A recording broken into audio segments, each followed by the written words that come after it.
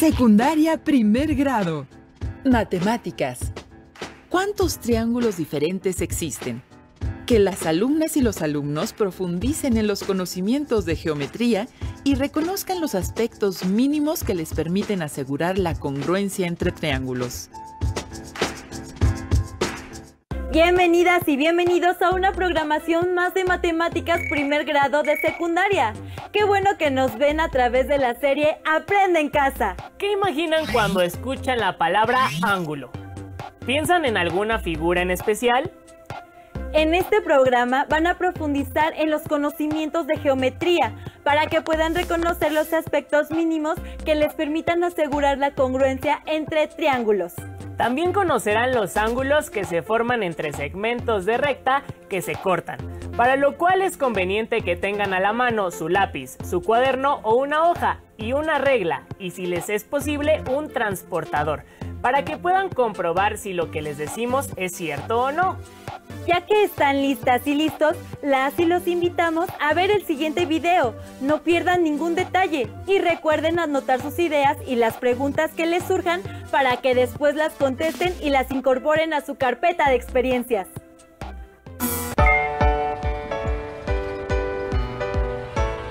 ¡Cuidado! ¡Vienen autos! Es difícil atravesar una calle en diagonal. Sí, porque los cruces de peatones no son rectos. Eso me recuerda a la clase sobre ángulos que vimos en matemáticas. Una línea transversal es aquella que corta a otra, formando ángulos diferentes a 90 grados. Las flechas rojas marcan un ángulo de 120 grados. Al cortarse dos líneas transversales, los ángulos opuestos por el vértice siempre tienen la misma medida. Si ya tienes eso claro, entonces vamos a ver cómo son los ángulos que se forman cuando dos rectas paralelas son cortadas por una transversal. Como verás, el trazo de esta transversal ocasiona que se formen 8 ángulos. ¿Los ves?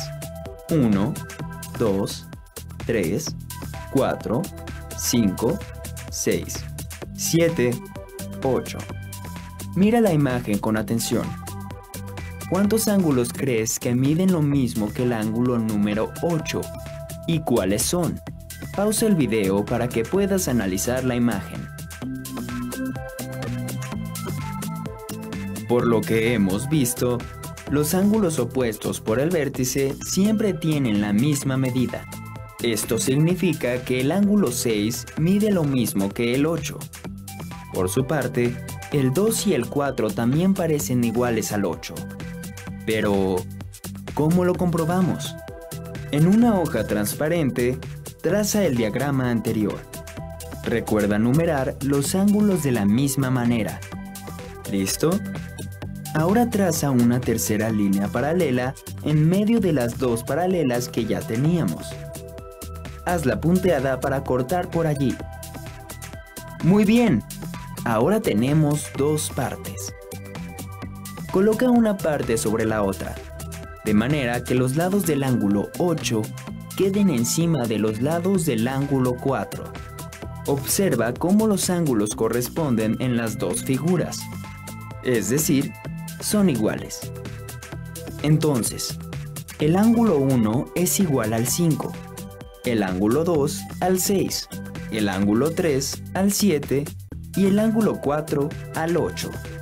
Ahora sí, podemos afirmar que el ángulo 8 es igual al 6 y también es igual al ángulo 4 y al ángulo 2. Los ángulos que se forman tienen nombres especiales. No es importante que te los aprendas de memoria, pero sí que los puedas usar para analizar figuras y resolver problemas. Las cuatro parejas que se formaron cuando encimamos las dos figuras se llaman ángulos correspondientes. En este caso, son el 1 con el 5, el 2 con el 6, el 3 con el 7 y el 4 con el 8. En la parte interna de las paralelas se forman dos parejas de ángulos, denominados alternos internos. Se llaman internos porque se encuentran en la parte de adentro de las paralelas, y alternos porque están en diferente lado de la transversal. Los ángulos alternos internos son el 3 con el 5 y el 4 con el 6. Como puedes ver, estas parejas de ángulos tienen la misma apertura. También se forman otras parejas de ángulos, los llamados alternos externos. ¿Podrías saber cuáles son y por qué se conocen así? Pon pausa al video y contesta. Los ángulos alternos externos se encuentran en la parte externa de las paralelas, en lados alternos de la transversal, y tienen la misma medida entre sí. Son el 1 con el 7 y el 2 con el 8. Mira, Mateo, busqué en la red imágenes de paralelas con transversales y me apareció este ejemplo, pero en vez de números tiene letras. A ver, está bueno. Entonces, si el ángulo B mide 80 grados, ¿qué otros ángulos miden lo mismo? ¿Y cuánto mide el ángulo A? ¿Qué tal? ¿Les fue posible seguir las actividades que se muestran en el video? Es probable que las líneas que trazaron hayan tenido una abertura distinta a la del video, pero ¿guardaron las mismas relaciones? ¿Creen que si trazan un nuevo par de segmentos que se corten, podrán cumplirse nuevamente estas relaciones? Las y los invitamos a que lo comprueben. En el siguiente video observarán otras relaciones que se cumplen entre los ángulos y verán la manera en que pueden calcular la medida de los ángulos conociendo la medida de algún otro. Pongan mucha atención.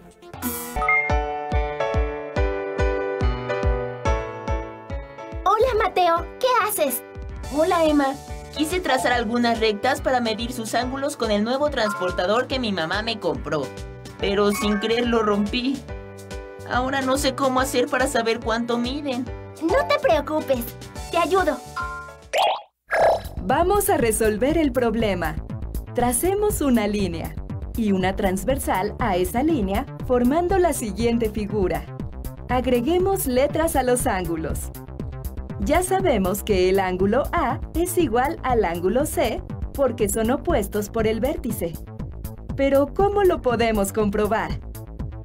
Utilicemos el símbolo de ángulo. El ángulo A más el ángulo B es igual a 180 grados y forman un ángulo llano que mide 180 grados.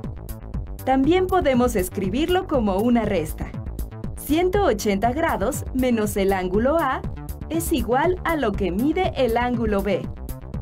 Por la misma razón, sabemos que el ángulo B más el ángulo C suman 180 grados. También podemos escribirlo como una resta.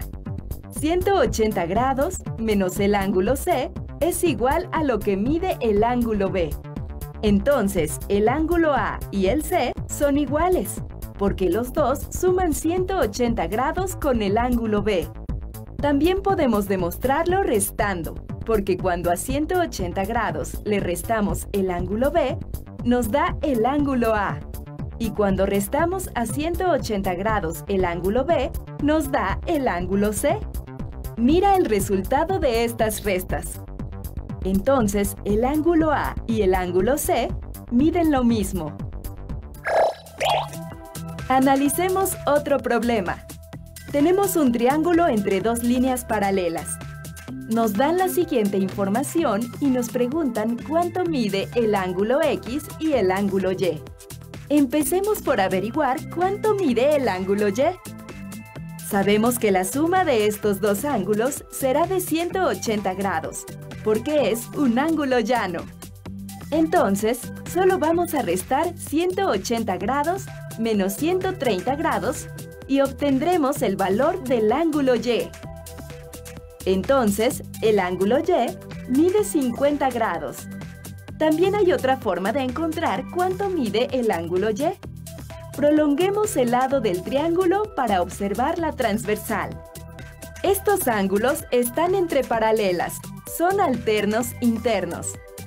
Son iguales, como este mide 50 grados, este otro también mide 50 grados.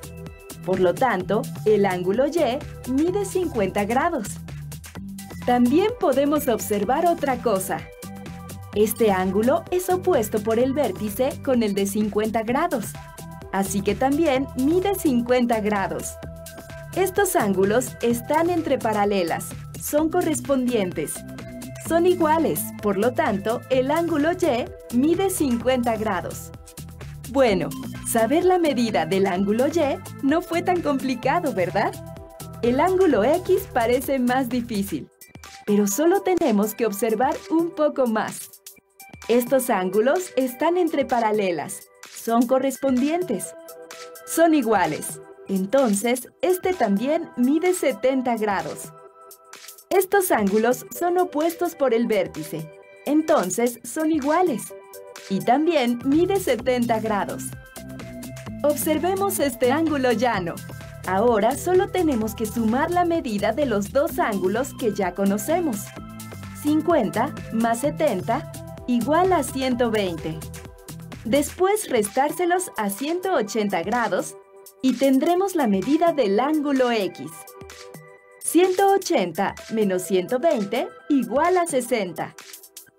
Entonces, el ángulo X mide 60 grados.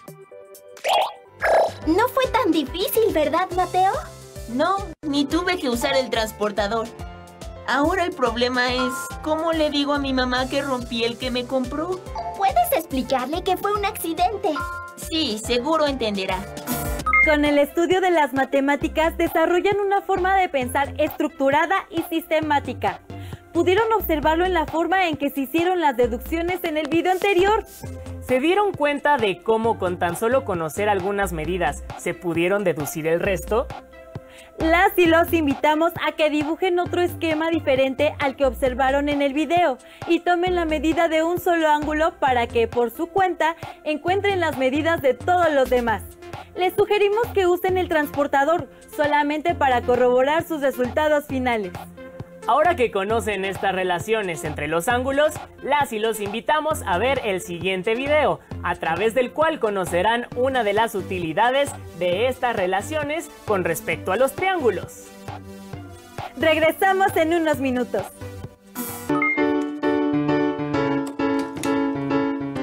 Hola Mateo, ¿qué haces? Hola Emma, juego a formar triángulos con estas piezas. Estoy viendo con cuáles sí puedo formar triángulos y con cuáles no. ¿Cómo? ¿Por qué no podrías? Porque con 3 segmentos de recta de diferente longitud, hay veces que puedo formar un triángulo y otras que no. ¿En serio? Sí, mira. ¿Es posible que con 3 segmentos siempre se pueda construir un triángulo? Tomemos 3 segmentos, uno de 12 centímetros, otro de 8 centímetros y el tercero de 10 centímetros. Tracemos el triángulo con regla y compás. Primero, elegimos uno de los segmentos, por ejemplo, el de 12 centímetros, y denotamos con A y B sus extremos. Con el compás, tomamos la longitud de otro de los segmentos, como el de 8 centímetros, y con centro en A, trazamos una circunferencia cuyo radio sea de 8 centímetros. Ahora con el compás, tomamos la longitud del tercer segmento, el de 10. Con centro en B y con ese radio, trazamos la segunda circunferencia. Seleccionamos cualquiera de los 2 puntos de intersección de las circunferencias. En este caso, tomamos el superior como el tercer vértice de nuestro triángulo, que llamaremos C. Con una regla, trazamos los 3 segmentos de recta para formar el triángulo ABC. Vemos que sí fue posible trazar un triángulo dadas esas longitudes, 12, 8 y 10 centímetros. Ahora, ¿qué sucede si queremos que el tercer segmento mida 3 centímetros en lugar de 10? De nuevo trazamos el segmento de 12 centímetros, la circunferencia con centro en A y radio de 8 centímetros, y la circunferencia con centro en B y radio de 3 centímetros. ¿Qué sucedió? Las circunferencias no se cortan, es decir, no existe un tercer vértice para que se forme el triángulo ABC. Por tanto, no existe un triángulo cuyos lados midan 12, 10 y 3 centímetros. Si observamos esta imagen, ¿cuánto crees que debería medir el tercer lado para que las circunferencias se corten y exista el tercer vértice del triángulo? Si el radio del tercer círculo fuera un poco mayor, por ejemplo, de 3.5 centímetros, ¿crees que las circunferencias se intersecarían? Como podemos ver, no lo hacen. ¿Y si el radio de la segunda circunferencia fuera de 4 centímetros? Vemos que las circunferencias sí se tocan en un punto que está sobre el segmento AB, pero no se forma un triángulo. Para que exista el tercer vértice del triángulo, el radio de la segunda circunferencia, es decir, la longitud del tercer lado, debe ser mayor que 4, por ejemplo, 4.1 centímetros. Así, si fijamos la longitud de dos de los segmentos, en este caso 12 y 8, para que exista un triángulo, la longitud del tercer lado debe ser mayor que 4 centímetros. Ya sabemos la extensión mínima que puede tener. Pero, ¿qué tan grande puede ser ese tercer lado? Vamos variando la longitud del lado. Como vimos, sí existe un triángulo cuando el lado mide 10 centímetros. Entonces, vamos a aumentar más la longitud del lado, digamos a 12 centímetros. Tenemos el triángulo isósceles ABC con dos lados de 12 centímetros y uno de 8 centímetros. Parece que podemos seguir aumentando el tamaño. ¿Y si el tercer lado mide 18 centímetros? Veamos que todavía podemos construir el triángulo. ¿Y si el tercer lado midiera 20 centímetros? Vemos que el vértice C queda alineado con el segmento AB y no se forma un triángulo. Entonces, la longitud del tercer lado debe ser menor que 20. Por consiguiente, si tenemos dos segmentos, uno de 12 centímetros y otro de 8 centímetros, y queremos construir un triángulo, el tercer segmento deberá ser más chico que 20, y como vimos antes, más grande que 4. Podemos concluir que la longitud del tercer lado, que llamamos X, debe ser mayor que 4 y menor que 20. Observa que el 4 se obtiene al restar 12 menos 8 y el 20 se obtiene al sumar 12 más 8. Por tanto, podemos concluir que si tenemos dos segmentos de longitudes A y B con A mayor que B, para que exista un triángulo, la longitud del tercer lado debe ser mayor que la resta de la longitud de los dos lados y menor que su suma.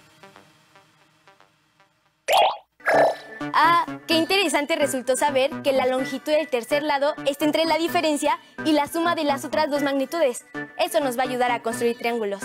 Sí, ahora ayúdame a escoger con cuál de esas piezas puedo armar un triángulo. Ya elegí estas dos.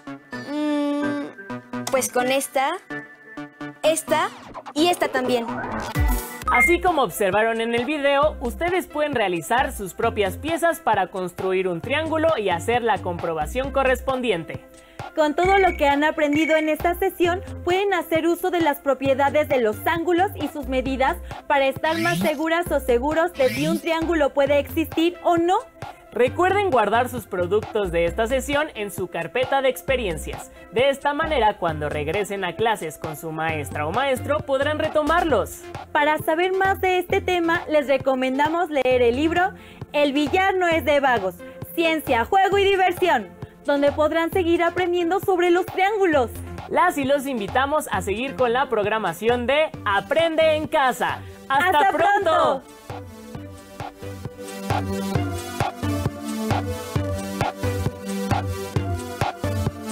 ¿Qué imaginan cuando escuchan la palabra ángulo?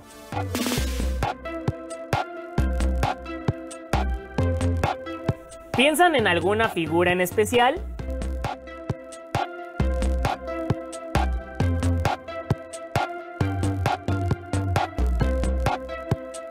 Las y los invitamos a que dibujen otro esquema diferente al que observaron en el video. y tomen la medida de un solo ángulo para que, por su cuenta, encuentren las medidas de todos los demás.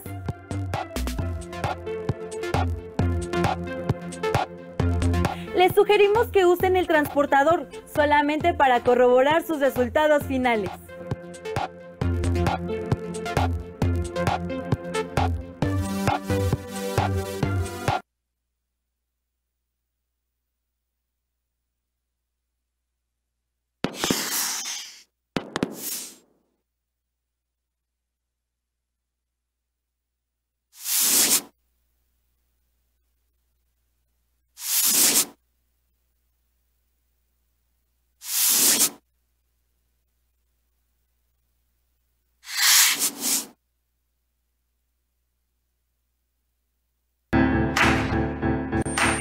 Secundaria primer grado.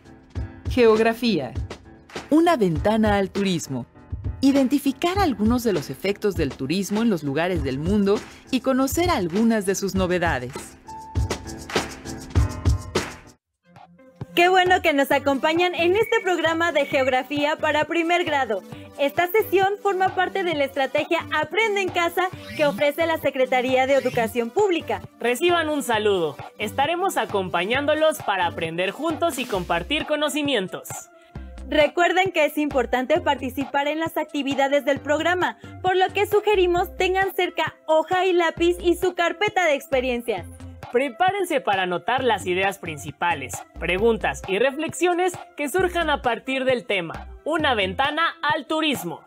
Las características naturales y culturales de algunos lugares, como el clima, la vegetación o la arquitectura de sus construcciones, los hacen atractivos y de interés para la población local y externa.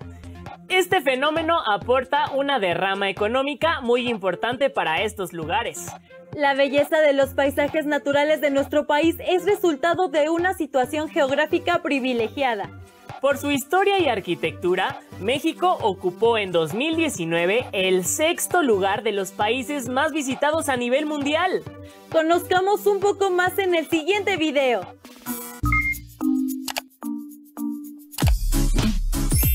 ¡Hola! En el Parque Ejidal San Nicolás Totolapan, al sur de la Ciudad de México, ofrecen actividades ecoturísticas como ciclismo, pesca, paseo a caballo, campismo y senderismo. Y esta es solo una de las diversas formas de turismo que nuestro país ofrece. La Secretaría de Turismo señala que 39.9 millones de personas lo visitaron en 2017. Es una videollamada de Tlali. Hola, mundo. Estoy siguiendo tu transmisión y te veo sorprendido con este dato. ¿Te gustaría saber más sobre el turismo en México? Claro, Tlali. Sospecho que es un sector fundamental. ¿Qué efectos tiene en nuestro país? Este video habla acerca de ello.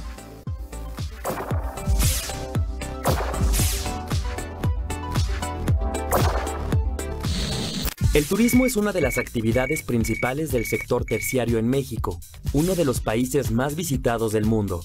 Según cifras oficiales, en 2016, esta actividad aportó 8.7% del Producto Interno Bruto del país. Y en el año 2017, la entrada de turistas extranjeros representó la tercera fuente de sus ingresos.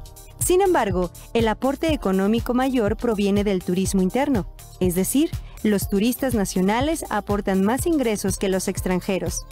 En 2018, la inversión de las empresas en el sector turístico superó los 156,000 millones de dólares.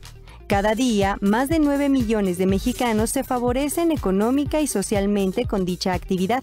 Por ejemplo, el turismo ha contribuido a la reducción de la pobreza y la marginación en algunas localidades del país, como aquellas que viven del turismo cultural, gracias al cual se han podido rescatar o preservar algunas tradiciones, costumbres, festividades y grupos culturales. Sin embargo, el turismo no sustentable puede ocasionar consecuencias negativas, especialmente relacionadas con el desequilibrio ecológico, como pérdida de biodiversidad, destrucción de hábitats y paisajes naturales, alteración de la vida silvestre, tráfico ilegal de especies, contaminación de costas y cuerpos de agua, sobreexplotación, desperdicio de recursos naturales y generación excesiva de basura y desechos orgánicos.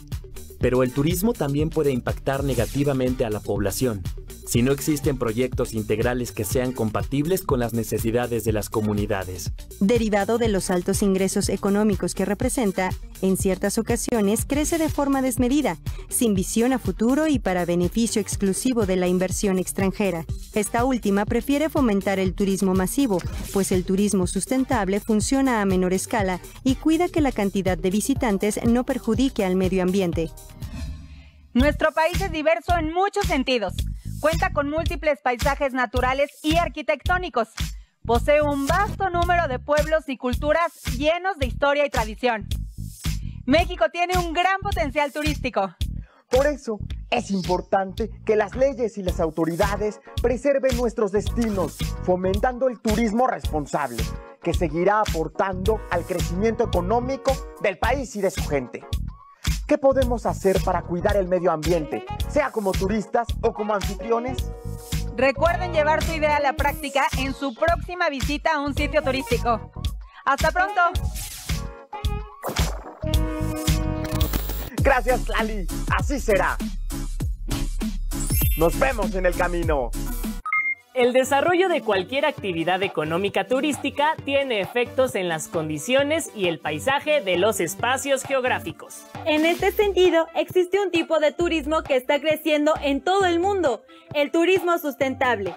La Organización Mundial del Turismo lo define como una vía hacia la gestión de todos los recursos, de tal forma que puedan satisfacer las necesidades económicas, sociales y estéticas. Al mismo tiempo que respeta la integridad cultural, los procesos ecológicos esenciales, la diversidad biológica y los sistemas que sostienen la vida de un lugar.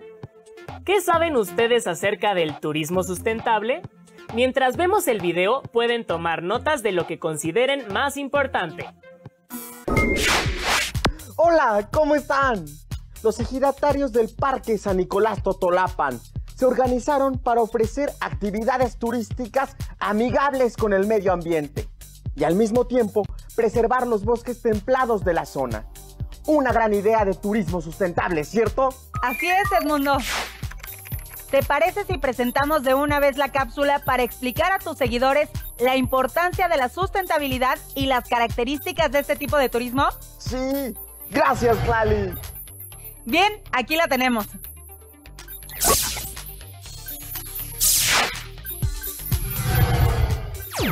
Sustentabilidad significa satisfacer las necesidades de las generaciones presentes sin comprometer el derecho de las generaciones siguientes a satisfacer las suyas. Considerar aspectos económicos, sociales y ambientales. En esta línea, el turismo sustentable es aquel que estimula el crecimiento económico y mejora las condiciones de vida de la población local, al mismo tiempo que ayuda a preservar los ecosistemas, la biodiversidad y el patrimonio cultural de las comunidades. Una empresa turística sustentable ayuda a conservar los ecosistemas y recibe la cantidad suficiente de visitantes para no dañarlos. Disminuye su emisión de gases, su consumo de agua y de energía. Evita introducir especies invasoras de flora o fauna. Ofrece productos locales e incorpora los saberes de la comunidad en la que se encuentra. Y el turista responsable se informa antes de viajar, busca lugares comprometidos con el medio ambiente y con la comunidad anfitriona. Reduce su consumo de agua, de energía. Evita contaminar.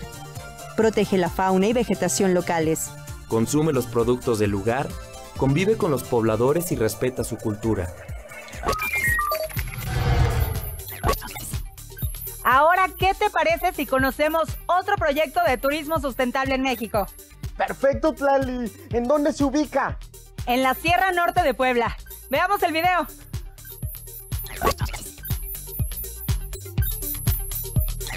Tosepan Cali es una cooperativa que ofrece servicios de turismo sustentable en Cuetzalan, Puebla.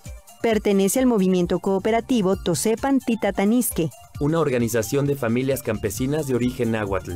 En Tosepan Cali, los turistas pueden hospedarse en habitaciones, cabañas o cuebañas.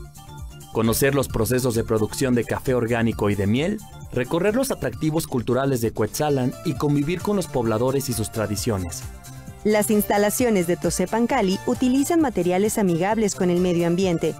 Cuentan con un sistema de captación de agua de lluvia y otro de tratamiento de aguas residuales. Su objetivo es brindar un servicio turístico de calidad, que respete la naturaleza y fomente la cultura náhuatl.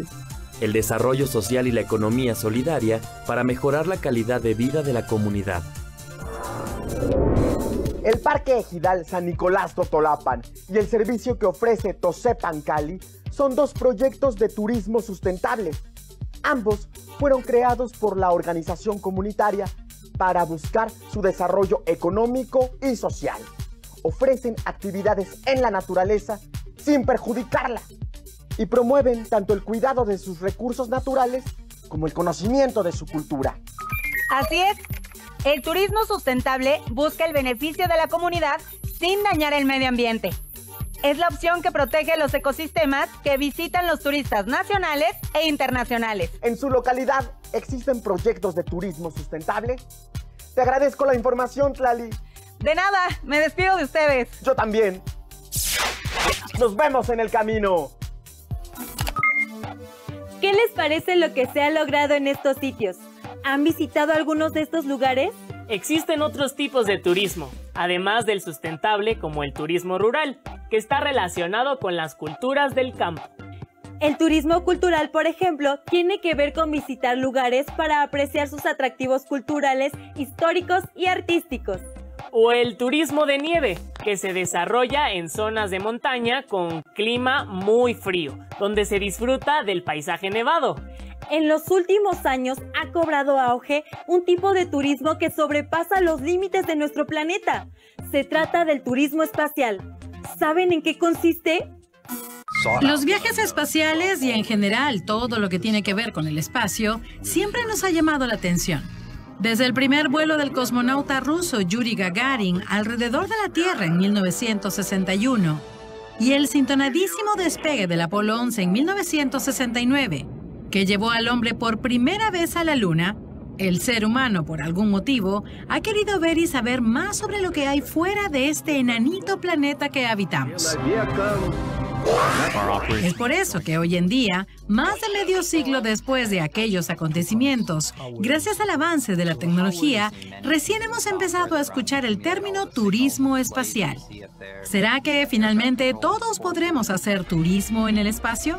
A continuación te lo contamos. De hecho, hubo otro hito espacial importante en 2001. Y es que ese año viajó al espacio el primer, y por el momento único, turista espacial de la historia. Incluso antes de que exista ese término. Se trata de Dennis Tito, un multimillonario californiano que pagó la cuantiosa suma de $20 millones para embarcarse en una nave rusa y pasar 8 días de vacaciones fuera de la Tierra. ¿Te imaginas eso? Oye, amigo, ¿qué planes la próxima semana? Tranqui, de vacaciones al espacio, ¿y tú?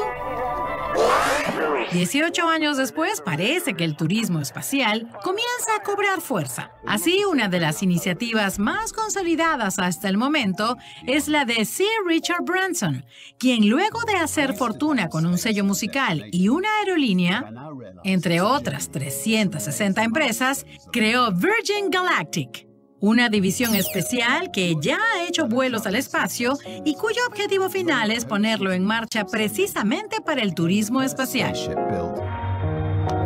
La idea es llevar a cabo vuelos suborbitales, es decir, sin sobrepasar el límite del espacio ni dar una vuelta completa a la Tierra. Pero en este viaje se podrán realizar experimentos científicos y disfrutar de la gravedad cero, por ejemplo. Pues bien, los boletos para este viaje cuestan aproximadamente unos $250,000. Una cifra mucho menor a los $20 millones que pagó el primer turista espacial, pero todavía fuera del alcance para la mayoría de mortales. En fin, ya son 600 personas provenientes de 28 países las que han pagado esa cifra y hoy esperan su turno para su vuelo. ¿Y hay algún otro requisito para poder aplicar a ese programa aparte de pagar ese dinero? Pues no. A diferencia del selectivo programa de astronautas de la NASA, los turistas espaciales no tienen que contar con ninguna cualidad específica. Solo hace falta que pasen por un programa de entrenamiento de solo 3 días. El cuarto día es el vuelo espacial. Suena genial, ¿no? Bueno, este proyecto aún se encuentra realizando sus vuelos de prueba, pero sí que hay gran expectativa por esto. Otra iniciativa que ha venido sonando bastante es SpaceX, el proyecto espacial de Elon Musk, el dueño de Tesla.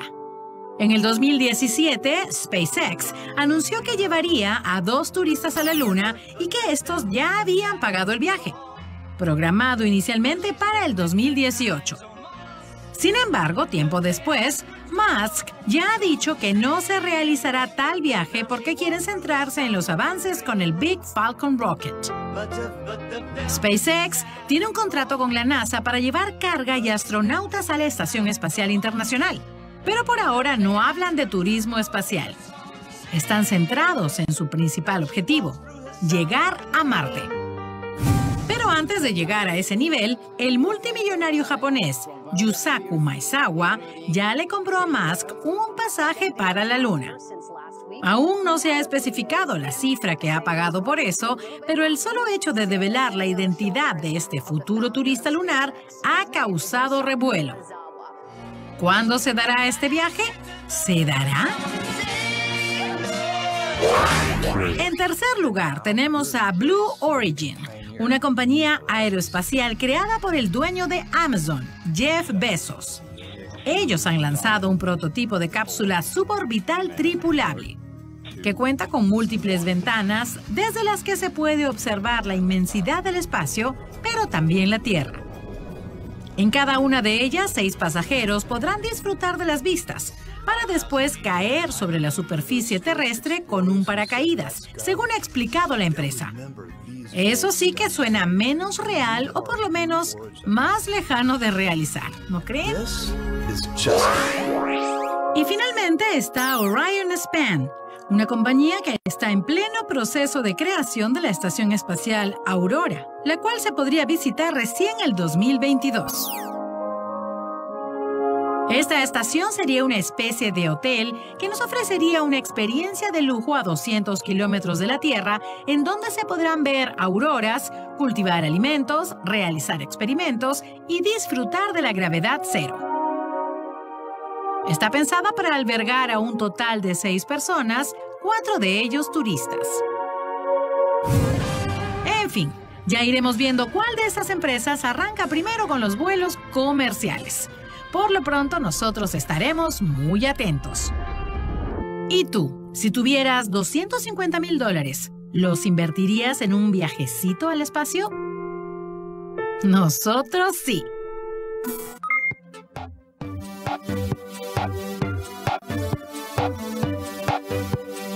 Comenten con su familia acerca de la función del turismo en la economía de un país.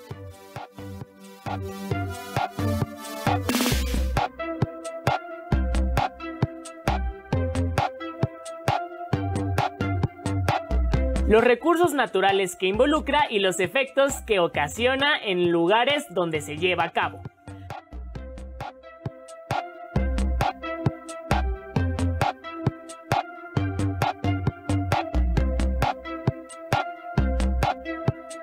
Subrayen las ideas principales de su libro de texto en el tema correspondiente.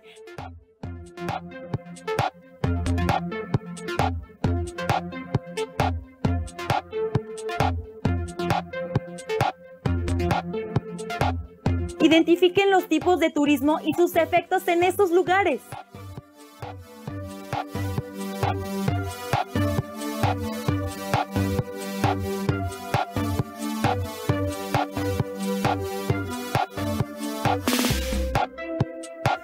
Investiguen acerca de las aportaciones del turismo a la economía de nuestro país, es decir, cuánto aporta el Producto Interno Bruto, para que puedan conocer un poco más de la importancia de esta actividad económica.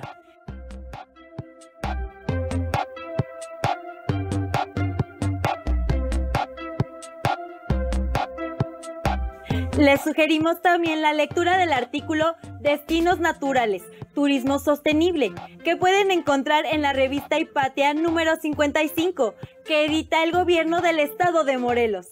Pueden consultarlo en la liga que tenemos en pantalla. Estas actividades deberán quedar registradas en su carpeta de experiencias. No olviden invitar a su familia a compartir sus propias aportaciones. Esperamos que hayan disfrutado esta sesión de Aprende en Casa. Nos vemos en la próxima. ¡Hasta pronto!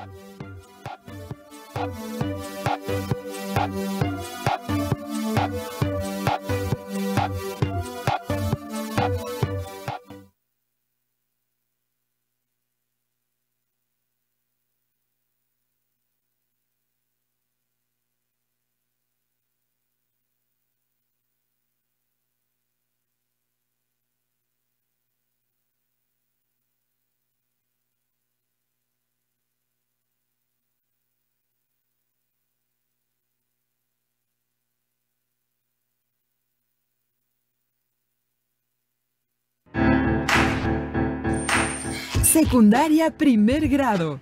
Ciencias y tecnología. Biología. ¿Por qué mantener una vida sin adicciones? Evaluar los riesgos de las adicciones en la salud personal, familiar y social para fundamentar la toma de decisiones. Bienvenidas y bienvenidos a la programación de Aprende en Casa, un espacio de la Secretaría de Educación Pública para estudiantes de primer grado de secundaria. Proponemos revisar un tema fundamental en el aprendizaje de biología, las implicaciones de las adicciones en la salud personal, familiar y en la sociedad. Recuerden tener lápiz y cuaderno a la mano para hacer las anotaciones pertinentes en la carpeta de experiencias para compartirla más tarde con su docente. Como se han dado cuenta, ustedes como adolescentes están viviendo una etapa de constantes cambios. Su cuerpo y cerebro crecen y se transforman, razón por la que sienten curiosidad por tener nuevas experiencias. Explorar otras vivencias es una etapa necesaria. Sin embargo, recuerden que debemos ser responsables de cada una de nuestras acciones. En esta sesión vamos a identificar algunos riesgos de las adicciones, para que puedan evaluarlos y tomar las mejores decisiones en su vida. Es importante que se den cuenta que las adicciones son una enfermedad y representan un gran peligro, no solo para ustedes, sino también para sus seres queridos. En el siguiente video veremos algunas de las sustancias que pueden generar adicción. Observen con atención los desajustes que provocan en el organismo.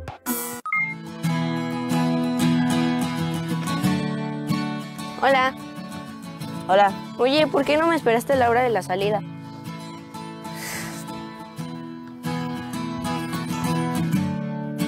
Es que no quería ver a Manuel y sus amigos.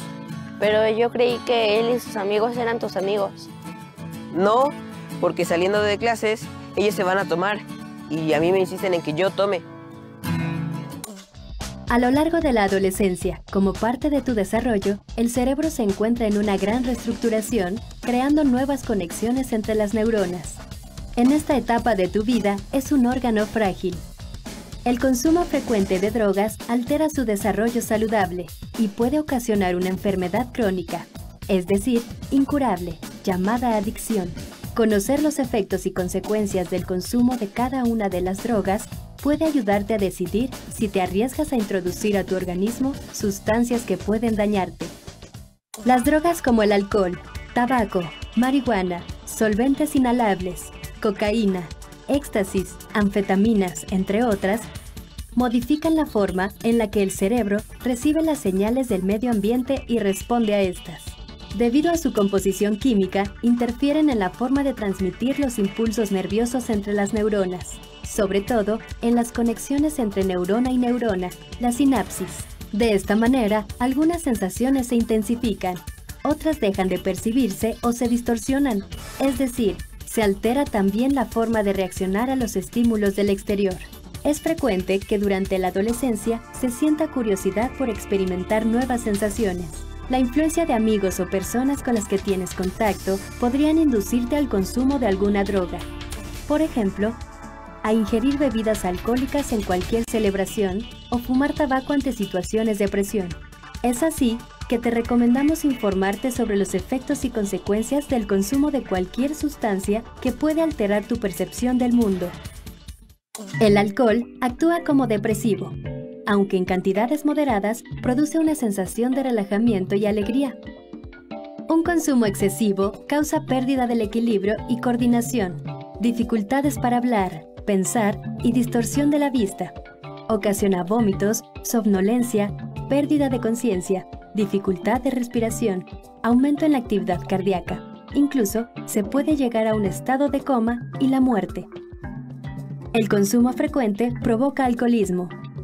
Daña las células cerebrales y sistema nervioso en general. Ocasiona gastritis y úlceras. Cáncer en diversos órganos del sistema digestivo. Daña el hígado y puede llevar a la muerte. La marihuana es una droga que altera la forma en la que tus sentidos perciben el mundo. El compuesto que actúa sobre el cerebro es el tetrahidrocannabinol, o THC, que provoca aumento del apetito, relajamiento, desinhibición, euforia y ataques de risa. También se dificulta el razonamiento y se debilita la memoria. No se conectan ideas y hablar resulta incoherente y torpe. Al aumentar la dosis, se generan alucinaciones y puede haber delirio y psicosis. Con su consumo frecuente y prolongado, se pueden desencadenar enfermedades mentales como la esquizofrenia o la sensación de sentirse perseguido.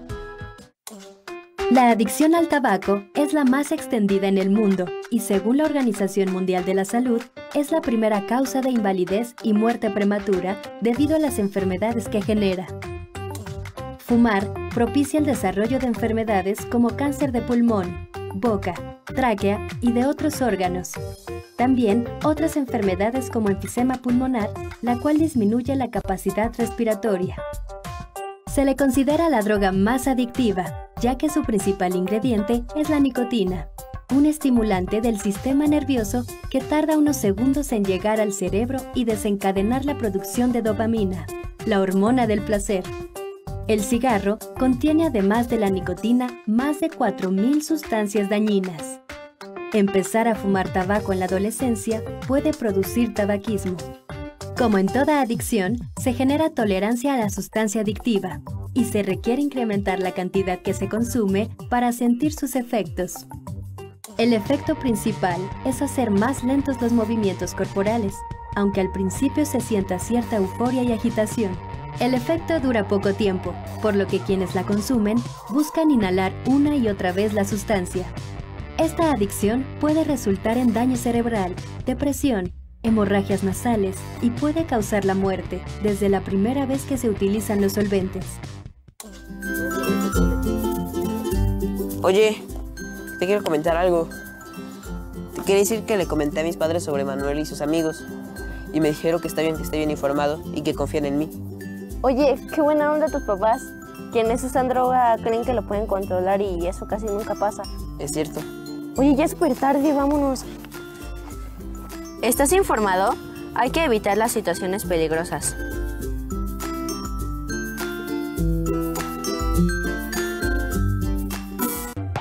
El consumo de sustancias adictivas altera la manera en que percibimos el mundo y la forma en que respondemos, pues como vimos, transforman las conductas de las personas.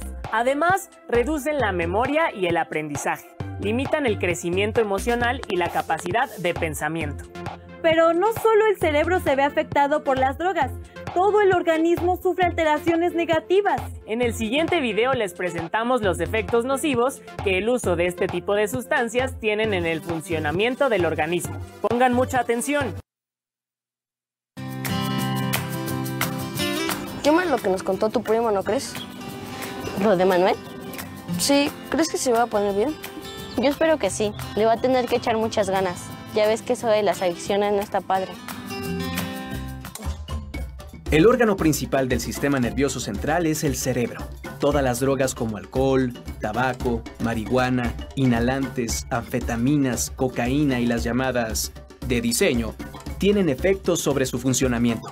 El cerebro interpreta y nos permite responder a todo lo que experimentamos por medio de los sentidos.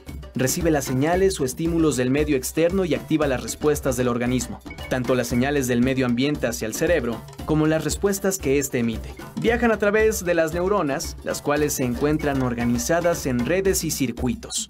Las neuronas se comunican unas con otras liberando sustancias llamadas neurotransmisores. Estas sustancias encienden o apagan los impulsos que se transforman en las señales que recibe el cerebro, a las cuales responde enviando mensajes a los órganos y sistemas indicados. Pero las drogas son un obstáculo para este proceso de comunicación y distorsionan la percepción de la realidad y la forma en la que nuestro organismo reacciona al mundo exterior.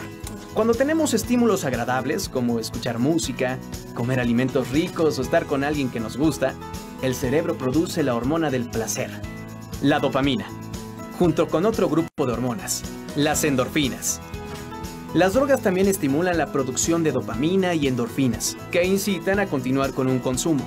Es así como se desarrolla la drogadicción.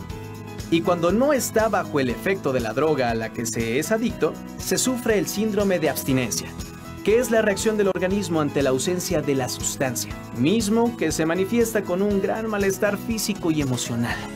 Las drogas tienen la capacidad de activar las neuronas porque su estructura química es parecida a la de los neurotransmisores naturales, pero no funcionan igual.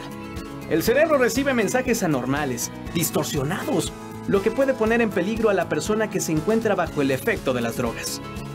Las drogas, que se conocen como estimulantes, propician la liberación de cantidades altas de neurotransmisores, con lo que se amplifica la comunicación normal entre neuronas. Entonces se produce euforia y la sensación de tener mucha energía. Otro tipo de drogas modifican la zona del cerebro encargada de regular la ansiedad, la irritabilidad y la inquietud, y dan la sensación de tranquilidad y relajamiento.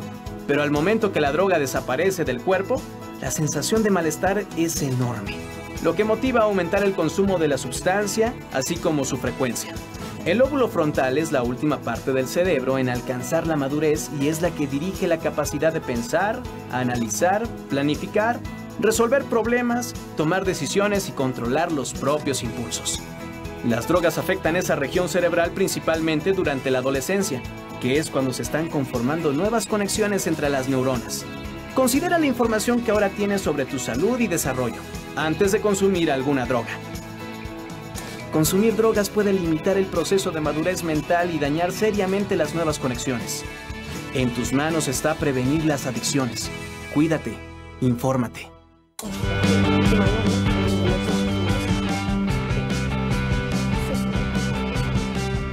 Bueno, gracias por acompañarme. Entonces, nos vemos mañana para ver a Manuel. Mejor háblale a tu primo y pregúntale. No sé si podemos ir a verlo. Ojalá que sí. Yo creo que en este momento le hace falta a sus amigos. Nos vemos mañana. Adiós.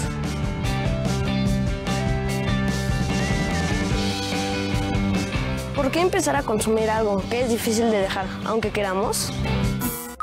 Como podemos darnos cuenta, el uso de drogas afecta además del cerebro a otros órganos como el estómago, pulmones, hígado, riñones y corazón. Con base en la información abordada en el video, los invitamos a contestar las siguientes preguntas. ¿Por qué el consumo de drogas es nocivo para la salud? ¿Cómo afecta al cerebro el consumo de drogas? ¿Cuáles son los efectos en el organismo por el uso de drogas? Todas estas preguntas y las ideas principales las pueden anotar en su carpeta de experiencias. Como vimos, en el transcurso de esta sesión, el consumo de alcohol, tabaco e inhalables tiene repercusiones a nivel personal como depresión, ansiedad y violencia hacia las personas con quienes se convive. A nivel familiar, causa tensiones, agresiones y problemas económicos. Es importante tener información y evaluar estos efectos para tomar las mejores decisiones. En el siguiente audiovisual les daremos a conocer algunas formas de prevenir las adicciones.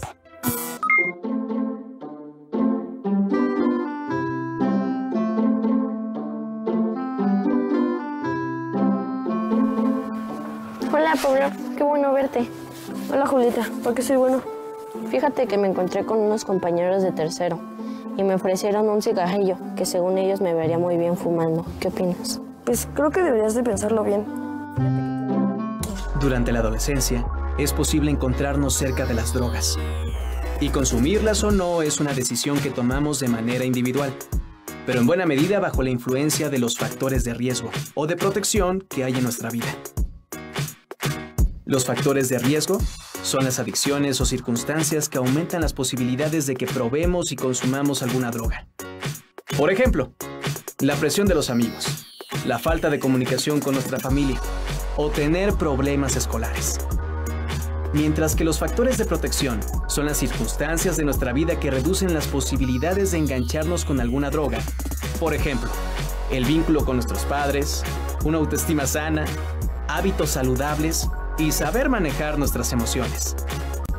Vivir rodeados de factores de riesgo no determina nuestro consumo de drogas, y contar con factores de protección tampoco implica que nunca las probaremos.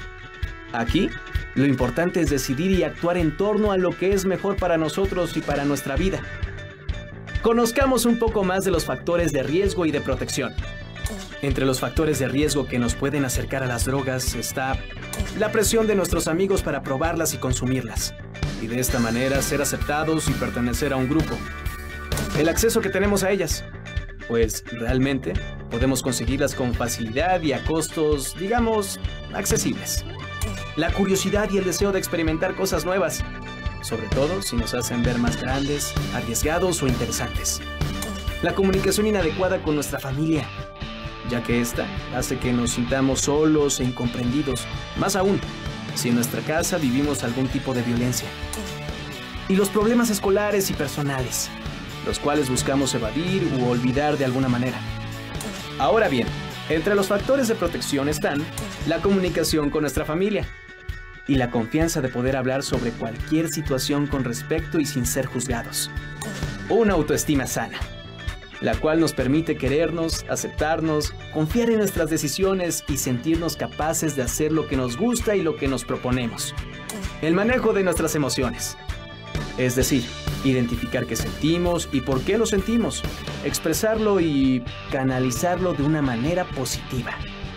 Tomar decisiones responsables, no solo sobre qué comer o qué estación de radio escuchar, sino sobre nuestros amigos o la decisión de ceder o no a su insistencia de probar alguna droga. Y tener hábitos de vida saludable, así como aprovechar el tiempo libre, por ejemplo, haciendo ejercicio o tocando algún instrumento musical.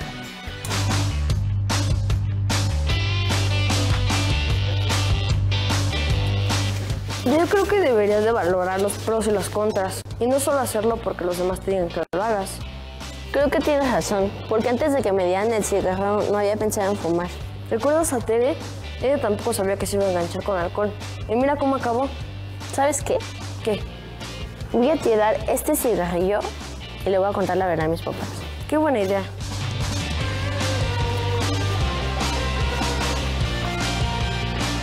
¿Has probado alguna droga? ¿Cuáles son los factores de protección que existen en tu vida? Con la información que les compartimos, elaboren un mapa mental en el que integren los aspectos sobresalientes acerca de los efectos nocivos para la salud a causa del alcohol, marihuana, tabaco y solventes.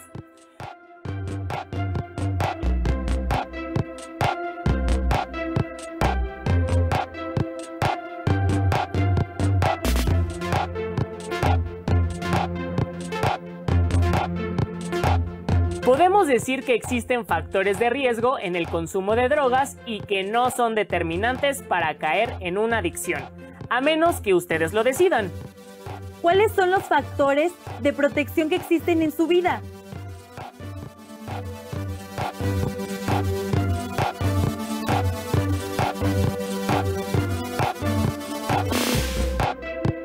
¿Cómo pueden fortalecerlos?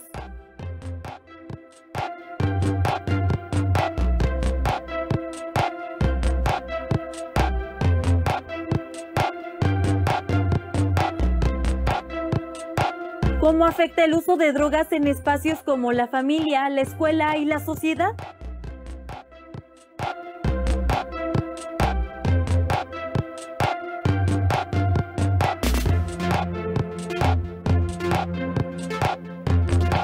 Recuerden registrar preguntas, respuestas, notas y reflexiones en su carpeta de experiencias para compartirlas en familia y más tarde con su docente. Si quieren saber más sobre el tema, les recomendamos leer el libro de Humberto Broca, Balconeando las drogas.